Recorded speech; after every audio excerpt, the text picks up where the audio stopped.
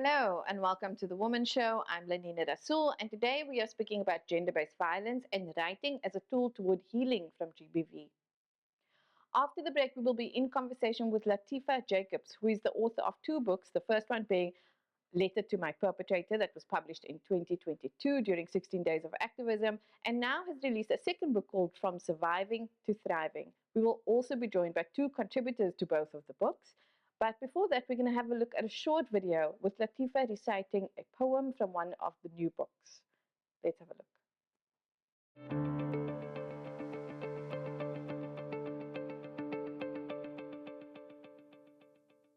When Will You? By Latifah Jacobs. How do we celebrate as women? We live by a system that takes us back to 1956. They say imagine a gender equal world, a world free of bias, stereotypes and discrimination, a world that's diverse and yes, so inclusive, a world where difference values and are celebrated. Yes, they say. Together we must forge women equality and celebrate women's achievement. Don't forget to raise awareness about discrimination, drive gender equality. But when will you come and be part of the change? We, I ask, when will we see the difference in character, the difference in respect, the difference in acceptance? We as women have fought for our seat at those tables. But tell me, when will those tables be turned? When we don't have to fight no more? When will you, yes, you, that hang your head low because your cowardness doesn't give you the balls to stand up with firm dignity, yes, you, that can only raise your voice behind closed doors, yes, you that manipulates for your own gain, that steals the joy and laughter of women smiling with the love that runs through their veins, giving them strength to breathe, to live another day, to fight another battle, to stand tall with grace. When will you, yes, you, realize the true value of woman?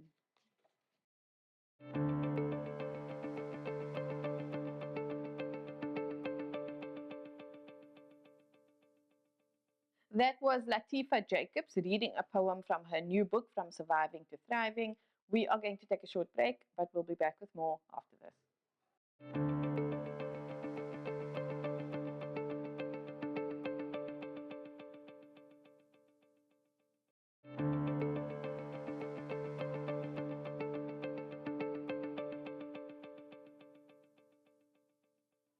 Welcome back. You're still watching The Womxn Show. And today we are speaking about gender-based violence, and we are speaking about writing as a tool, as a form of healing or to help us heal from gender-based violence. And with me in studio, I'm so excited to bring back Latifah Jacobs, who is the author of an anthology or group of essays, poems, and other artworks from the book A Letter to My Perpetrator. And she has just released a new book, which is called From Surviving to Thriving. So, Latifah, we're very happy to have you back and to speak about this. I'm happy to be back. I'm happy. Yay. Honestly. And so also with us in studio is a special treat. We've got Rafeeqah, who has contributed to both books. And her pen name in the books is Hijabi, a poet. And Rafeeqah, welcome and thank you for joining us. Thank you. It's good to be here. So, Latifah, I'm going to start with you, because we need to have the background, obviously, to how these books were birthed and came into being. And I know that it's a very, it's such a bold statement about gender-based violence, because we know that there is a lot of how GBV thrives is through silence. People don't speak about it. People don't speak about it after. Survivors don't speak about it after it was done to them. Yes. Often they are silenced by family and everyone else around them.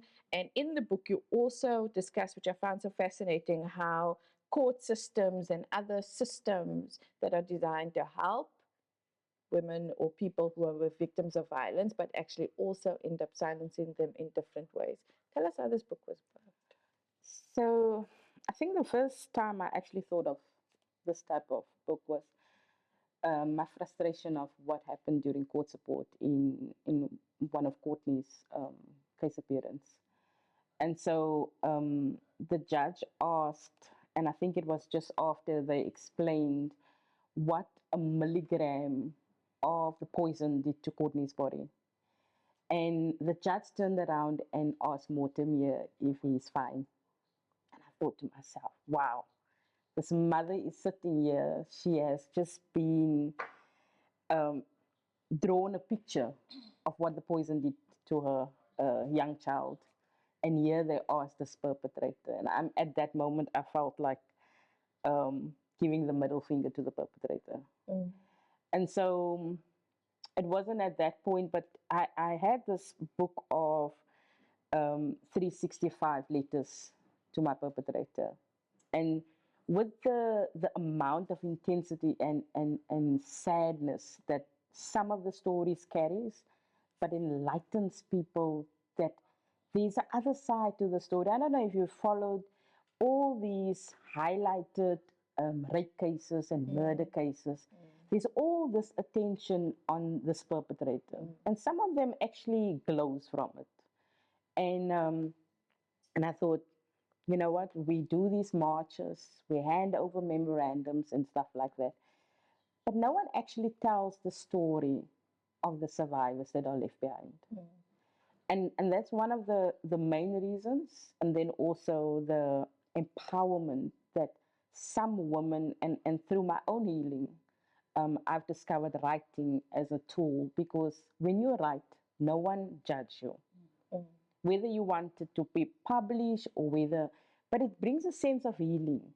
The page is neutral. These pages are neutral. And so even with people not being part of the book, but reading, the audience, as you would put it, audience of this book, I get messages saying that I never knew I was abused, because gender-based violence is so broad that some people, to a point, they don't even know they are being abused, because abuse has become such a norm in society and acceptable to society, that some people, especially when they are born in an abusive household, they take up an abusive partner. They feel that that is norm, that is society, so it is probably the right thing. And so this book is mainly giving voice to the survivor. And at some point, some people are still victims when they start their contribution to the book. But when this book is published and they sit with this book in their hand, they become survivors. I love that. And I think that we need to talk about like the process of writing down your story in order to see through like the hidden space, see through to the hidden spaces, or what, or those norms that we speak about. But Rafeeqah, you then contributed to, I mean, we'll speak about the first book first, A Letter to My Perpetrator. Give us your background with the book and how you came to be part of this collection of letters.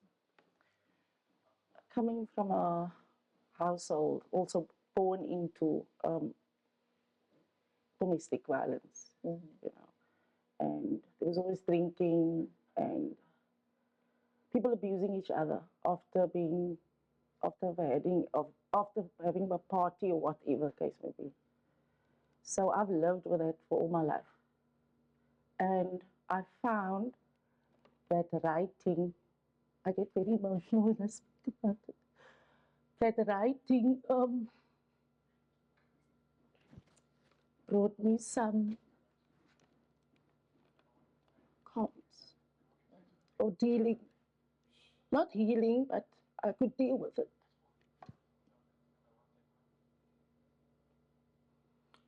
So in this case, my father was an abuser. I was scared to come home. I would think, what's going to happen today? I worked, and when I come from work, when I get off the bus, I literally would think, what is going to happen tonight? And I remember always writing down my thoughts and hiding it. I had diaries where I would write just about whatever I was feeling. So I always knew I wanted to be a writer. I didn't think at the time of having my stuff published. For me, it was my private, whatever, my private thoughts. And I hid it, not only my writing, but my thoughts. I was ashamed that my father was an abuser because a father is someone you're supposed to look up to. I wanted my father to be my hero because I loved him so much. And on many occasions, I literally had to stand in the middle so he doesn't hit my mom. And I think at the back of my mind, I always wanted to tell my story somehow. I just didn't think about it. But I think at some point in my life, as I grew older, I realized that many of my decisions or my bad decisions that I made was due to lack of some sense of self-worth. And it was due to the abuse that I saw and also experienced from my father. And one day, I met Latifah, and I always need to give homage to her because I said God really put her in my path. And as I said earlier, sometimes you pray for things and it doesn't happen immediately. But I knew as I grew older that I wanted to tell my story. I wanted to help other people. I wanted to help other women so that maybe they can be empowered. Even though I felt so weak and even though I felt so ashamed, I knew that I wanted to talk to someone and tell someone my story or have it published. But this was obviously when I was an adult. And I met Latifah and we became friends and we kept in contact. And then one day she asked me if I would like to be part of this book. And I think at that point I wasn't ready. I wasn't really ready. But I knew that I had to do it. You know, it was like, for me, it was like just jumping in the pool and learning to swim. I didn't know how to swim, but I needed to jump in there because I wanted to do something, not only for myself, but for others as well. So the first, I think it was first two poems, it doesn't really say much. It's more where I'm hidden. And even that's where my name comes in, Hijabi, a poet, because I still felt the shame. So I didn't want people to know who I was. And obviously also, you know, with this, people, you get stigmatized because that is your father. I remember going to the police station one day and I wanted to make a case against my father and I was told by the policeman, but this is your father, you know? So I always felt like I didn't want to expose him. I had to hide myself and my identity so that I could hide my father's identity. Because you don't dare speak ill of your parents. You don't talk about what they did to you. And you know, I always say that I understand why the law is the way it is, where children are concerned, we cannot hit your kids anymore.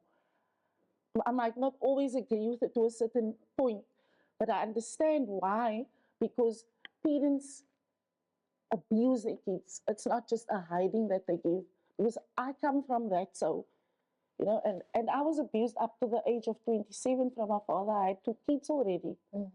And my mother had left him and I lived alone with him. So it was, even as a grown adult woman. yes, and it was, the process for me was a late stage in my life. So I'm still dealing with it. I'm still hurting. And he's deceased today and he still didn't ask me to forgive him. And that made it so much harder, you know.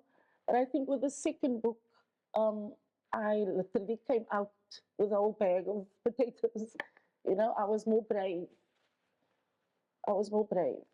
So that is how my journey started with the writing. Thank you, Rafeeqah. That was so emotional. You know, I've spoken before on the show about my own experience when I was young and my parents were married, and also there was domestic violence there, and how now, in hindsight, when I look back, and also having a child, having a daughter actually, when I look at her and she's 10, I'm just like, I look at her life and I look at what is normal for her, and I think, how did I get up on a Monday morning and go to school and be a normal child? And no one spoke about it, remember? Shouldn't. These things will happen, there will be a party or whatever it is, and it will get out of hand, you run to the neighbors. But as a 10-year-old, I cannot imagine my own daughter in that same scenario. And so thank you for bringing that up and for verbalizing that and helping us to visualize that. Latifah, before the show started, Rafeeqah and I were speaking about how she always wanted to be a writer. She's written from when she was very young. I hear the story all the time, but even our context at the time was we didn't even know that being a writer could be a career, was a path for us. It was seen as something that's flimsy, and there are, even outside of apartheid, just we didn't have the knowledge we didn't know any authors, and so and yet there's this yearning to write, to tell a story.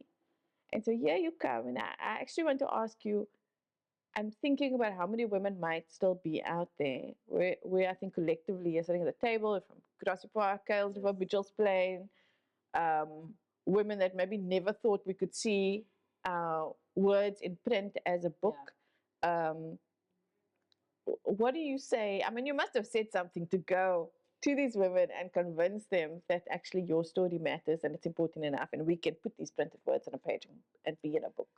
So, my intention is to publish one of these books each year, and release them 16 days of activism, and sometimes it doesn't work out.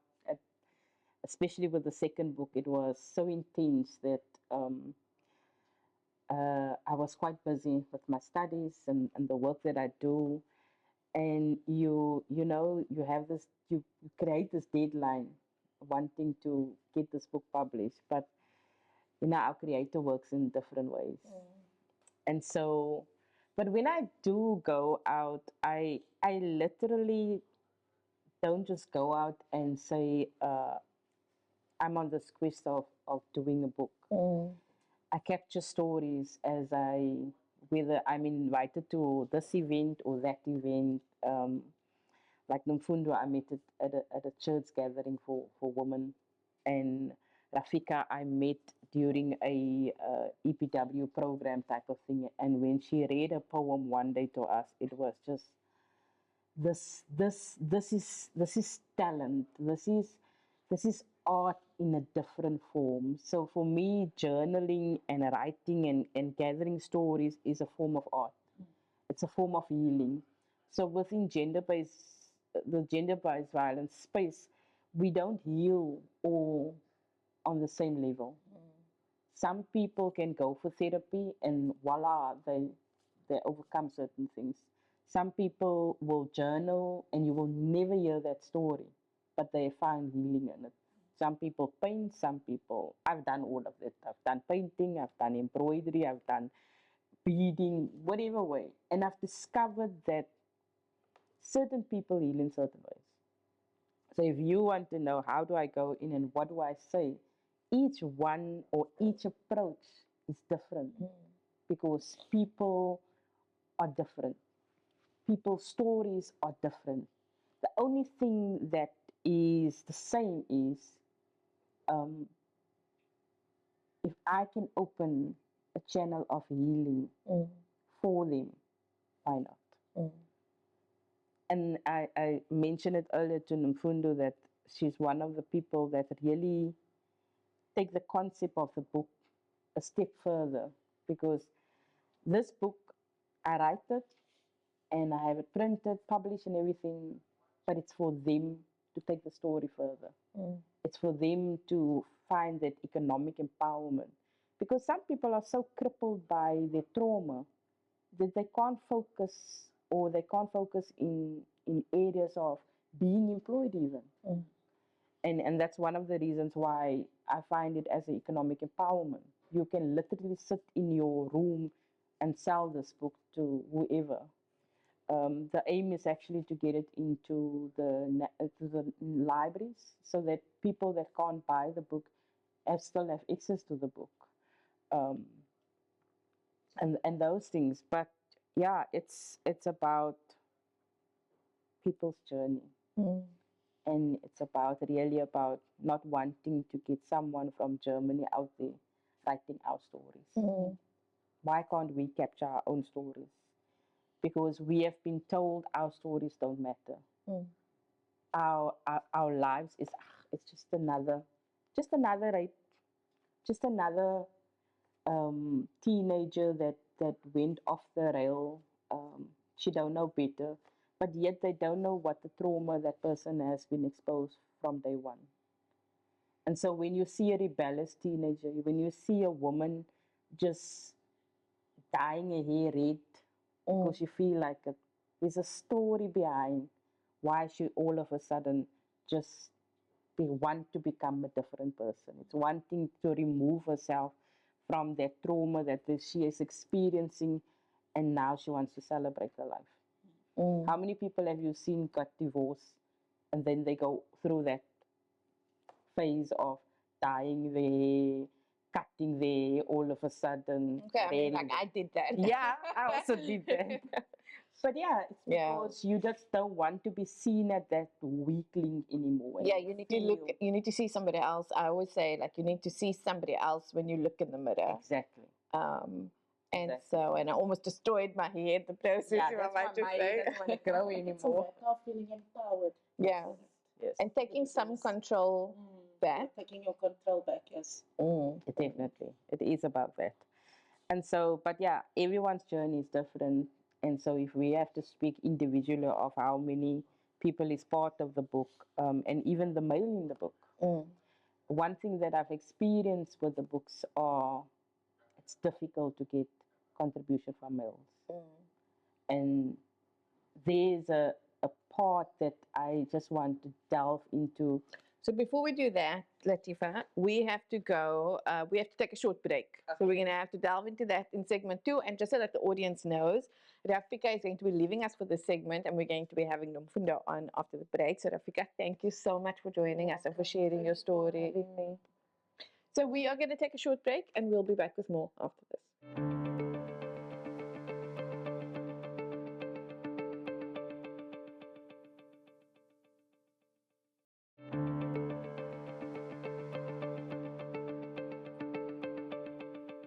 Welcome back. You're still watching The Womxn Show, and we are speaking about gender-based violence, but also about writing as a tool for healing and more, also to break the silence around gender-based violence. And as we were saying before the break, that silence is such a part of gender-based violence and how it allows it to continue. So we are still in studio with Latifah Jacobs, who is the author of 2 books now. The first one was A Letter to My Perpetrator, which was a collection of essays, poems, and more by survivors, and that was published in 2022. And now she has just released a new book called From Surviving to Thriving, which is sort of a part 2, which is sort of having survivors come on and say, there's been some time, we have been. I loved what Rafeeqah said before. It allowed me not to heal in the beginning, but to deal. Writing has helped her to deal. And so this one is more leaning towards we've been dealing with the stuff, is what the survivors say. And now, what does the path to healing look like? And it's always such a fascinating topic. Also, now joining us is Nomfundo Eland, who is one of the authors in the new book, Surviving to Thriving. And so you contributed, was it an essay, a poem? It was my story, which is an essay, and some poems also within the book. Oh, wonderful. And we look forward to having a chat with you, Nomfundo. I'm so happy to have you here. Thank you. I'm going to start because before the break, we spoke a lot about the letter to my perpetrator. And I just, Latifah, want to get some context for the new book that has been released. So we've got Surviving to Thriving. Tell us what that is about. So I wanted to paint this picture of, even though you've gone through a chapter in your life, that's just a chapter. It doesn't complete your story. And so many people see that when they've been traumatized, if they've gone to trauma, if they've gone to rape, if they've gone through an abusive marriage, that life is over. And so I wanted to put out there that there are people that have gone through harsh circumstances, but there's a new chapter in their life, and they've even become a warrior, a front runner of his life after abuse. And when you tell your story out there, there is someone out there that are captured by it, that are inspired by it, and that are motivated to move forward in life. Because sometimes, people are so stuck into their circumstances, they can't envision a better life. And sometimes you have to, take out the drawing board and paint them a picture of there you can create a better life. And we should never forget that even though it is difficult, it begins by you. It begins about you taking responsibility for your own life. As much as you allow people to steer your boat, to drive your car, it is time for you also to get up and drive yourself. In some form and it might sound harsh to certain people, we are sometimes our worst enemy. We are the ones that sometimes keep us in that position of being stagnant in that trauma. And sometimes that person that has caused the trauma in your life has moved on. They are living a life of an Hollywood star, and they don't even think of what they did to you. And so sometimes it is our responsibility to also take account to what we do about our own growth. Be accountable for our own feelings, our own happiness sometimes. And so, as difficult it is, not everyone gets a Latifah in their life, not everyone gets Nomfundo in their life, but there's always that one person that you can reach out to. But because we are scared and we feel that people are going to that stigma a community have around you, that you're going to be, so what if? Some people have lifted themselves up so many times. If you think of a substance abuser, have gone to rehab so many times and failed so many times, but there comes a point in their life when the struggle is just sometimes so big. But it is about you getting up. It's about you facing the world head on. And no one can point a finger at you and say, you didn't try. And so out there are people willing to help. It's about just you taking that first step. No one is going to take that first step for you. I love that, because I've often said, you work in this space for a while and you become so disillusioned by how systems and services can fail you. And so I've always I remember I went through a phase where I would always put this disclaimer on the show. I would always tell the audience. And because one thing, the stigma is real. The shaming is real. We're not here to say, reach out and go speak to anyone and nobody's going to shame you. We are living testament to the fact that there is a stigma around it because people have been shamed. And so that is a true story, but also to try and look out and find the right safe spaces, or to not stop after the first one shamed you, because we can't guarantee that the first person you reach out to, and this happens at police stations. I read in the first book, approach the police station and you get told certain things, right? That what pant did you wear? Exactly, what pant did you shouldn't have been where you were, etc. And so we know that happens, and we just want to acknowledge that. I also love that you said, I just want to say two things. I love that you said someone out there, is affected by your story. I read a quote the other day, which I've put up on my wall, by an Instagram vlogger called I Understood. So I just want to put that. She said, someone out there has a wound the size of your words. And I found that I thought even if that one person, I could just visualize that no matter how silly or small I think my story is, that almost gives me a responsibility to put it somewhere where someone can find it. And the other thing I want to say is, like, when you were speaking about healing, when you're speaking about being consumed by the trauma that you've been through, I think one of the things that I have experienced when I tried to go on my healing journey, and I did that through reading books, reading other people's stories, is that I realized in our living lives and our physical environment, we don't see enough examples of healing and healthy children. That's why I think this book is so important. So even when we talk, now they call it trauma porn. Everybody's writing about their negative experiences, and they should.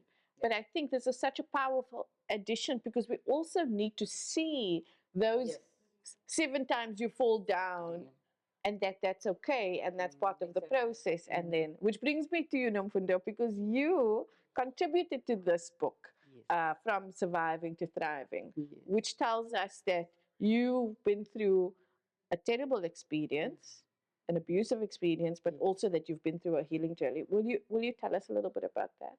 Yes, let me first start about the story. Thank you for inviting me and be part of this conversation. Um, my story, when I wrote my story in that book, I was very conscious. This book caught me at a right time, where I was ready to let the story be out there, and also dismantle certain myths about gender-based violence, the issues of gender-based violence, perpetrators of gender-based violence being, a stranger danger, which means it's a stranger outside there that will perpetuate gender-based violence. Whereas in most cases, it's people inside our own families.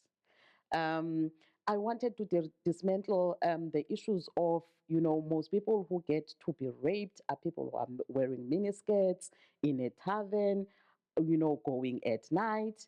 But mine was happening in a safe space as a child. So my story narrates that. And also, there were a lot of questions where people were asking me, because I'm a women's rights defender, people were asking me, what is the passion behind this work? So I wanted to tell them that even when you are a gender activist, there is a process that gets you from the survival point of view, from the healing moment to a survival point of view, but also you move from a survival point of view to live your life without being labeled as a rape survivor, without being labeled as a domestic violence survivor, because these titles can make us build an altar for pain, and for us to get stuck in the altar of pain. So I wanted to live my life as Nomfundo Eland, not being named a rape survivor. So my story was of my stepbrother. In an African setting, you don't have a stepbrother.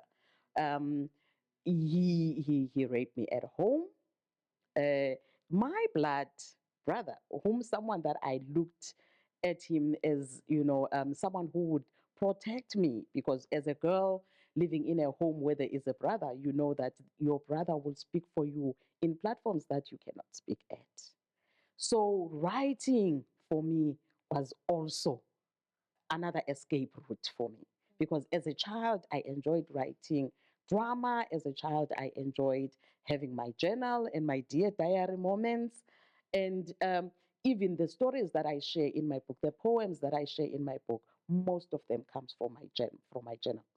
So now as I work with young women, now as I work with women, I re-emphasize that writing should not only be a healing process, but writing also needs to be part of self-care, because people fear writing because someone else is going to put a red pen, because at school our writing, a teacher would keep a red pen to correct you, to say, no, this one is wrong, the spelling here is wrong.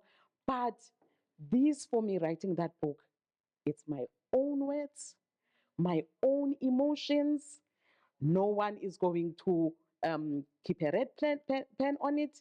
If I feel like I want to mix English and Xhosa in some way, because sometimes you don't express fully if you express yourself in a language that is foreign to you. But being able to also express myself in Xhosa was also very important to me. But also, not only writing this, but also having a safe space of women who felt we want to take part also in this journey.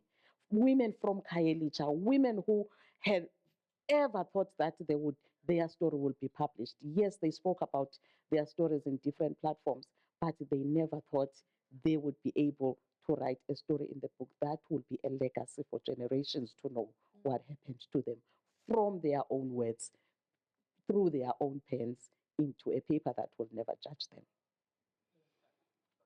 Yeah, just need a breath after that, hey? That is so powerful, Nomfundo. You know, thank you for coming out and for sharing that and for just like I don't know, just everything. Was so beautiful. I want to ask you about, when I started the show, so people would ask me things like, oh, how are you going to debrief? I didn't even know what that meant. So when you speak about like the women coming together, it's a safe space, but it's also a lot to hold, right? So also, I don't just mean being the carrier of all of these stories, but being in community with all of this pain. Can I just ask you about that process? So myself and like I said earlier, this book was um, I think a little bit more difficult than the first book. And myself and my publisher um, even got sick to a point where we couldn't hold space, and we always almost had to literally push the book aside. If you look at the cover of this book, um, Haroldine designed this cover, and she was awoken at 3 in the morning to do this cover, literally, spiritually. And it is not easy to compile a book like this, because people think it's about formulating, getting ladies together and just write their story. I mean, in the first book, one of the ladies took a year to contribute her part. And some of them went into counseling, went Yes. back into counseling, you said, as a result of Exactly. the process. And there's one lady who opened up to me when her son turned 40, and her father passed away 2 years prior to her son's 40th birthday. And she's not even in one of my books yet. Mm. She hasn't had been able to contribute to any of the two books, but she was raped by her own father, thrown out of the house when she was 16 years old. And she opened up to me on the day that he turned 40. I was the third person in her life to know who was a perpetrator. She could never open up to anyone else. And so those are stories that are so important, because Nomfundo's story, your story, my story, anyone's story that is out there is the key to someone else's healing. Mm. Because the power of knowing you're not alone is so important. Because knowing you're alone, or thinking that you're alone, allows your perpetrator to continue what he's doing. Whether he's there physically or whether he's here mentally in your mind. Thinking that you are going through this alone. And as much as we have broadcasts about gender-based violence and people seeing this one and this march and this effect, it doesn't click at the same time. Someone else's story might not affect you today, but it might affect you tomorrow.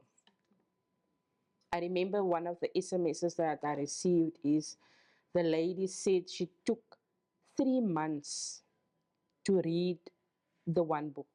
Mm. And only mid in the book that she discovered, but I'm a victim. Mm. This is a social worker. Oh, wow. Who So works with that works gender-based violence with gender-based violence and couldn't recognize her own situation. and couldn't recognize. Mm. So because, and it comes back to GBV being so broad. So if I take one of our contributors, He went to the street. He lived on the street.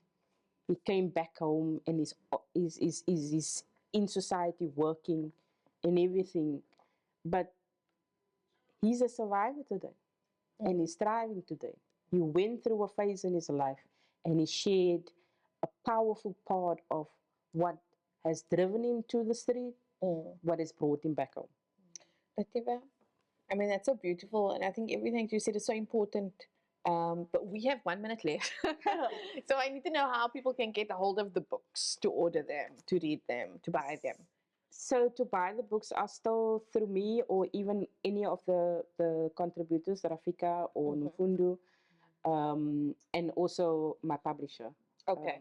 which has a store in Kuils River. And so if they wanted to get hold of, even just be referred to one of the ladies or to you, we can maybe just, what's the Yes. publisher's website? Can they contact publisher? They can contact the publisher, but because these books are for the ladies to empower Yeah. themselves financially, if they can contact me, if I can Yeah. give my cell phone number is 071 589 3409.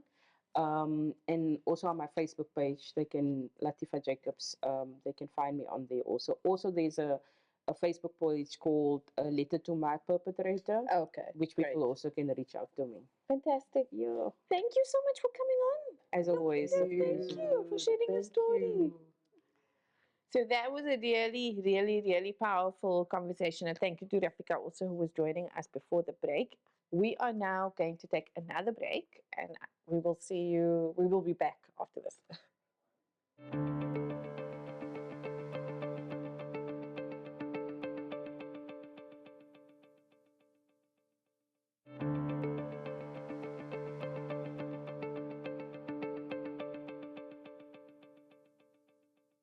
Welcome back. You're still watching The Womxn Show, and we have been having an intense but beautiful conversation about gender-based violence and writing as a tool to dealing with and healing from GBV.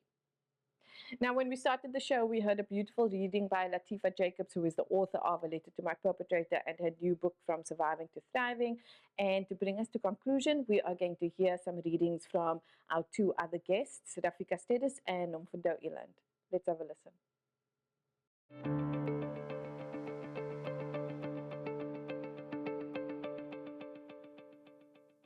So this A Letter to My Perpetrator. She tried to find herself. She felt like she was in a deep, dark hole. She felt it in her soul. The words that they expelled upon her hit her to the core. Anger came over her even more.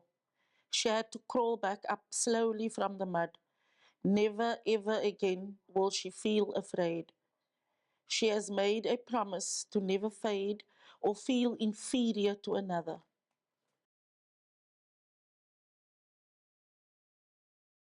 Today I wear my purple beret, given to me by the sisters who held the space for me in a retreat, and I dedicate this poem to young women whom I intentionally make sure that this book gets to reach their hands. Voices of young women amplified. Taking a walk with young women is not so easy and predictable, yet so rejuvenating. Issues they bring to the fore are huge, yet they soldier on. No different to others I experienced, yet so unique to the times they lived in. Walking alongside with them triggers my own childhood struggles. And as much as it is tempting, one has to be cautious about not taking over their space. This requires consciousness and discipline. Their voices are so loud, yet so deep. They penetrate to the umbilical and gives shivers to the body and loins. Their tongue so sharp and hearts so broken. Their lips tremble as their foreheads tense with anger, yet they are filled with zeal to push forward. Dialogues heated with robust discussions. I smiled to the back as I listened and watched. They own their space unapologetically. They express their needs articulatively, a vision, a flashback of myself, alone in the mountains of Street, daydreaming of such times. Myself amongst crowds who listens while I tell my story. The girls have it, who listens. The future is in good hands. The vision to be upheld and supported. My womb shakes to what is still to unfold. Emthonjeni.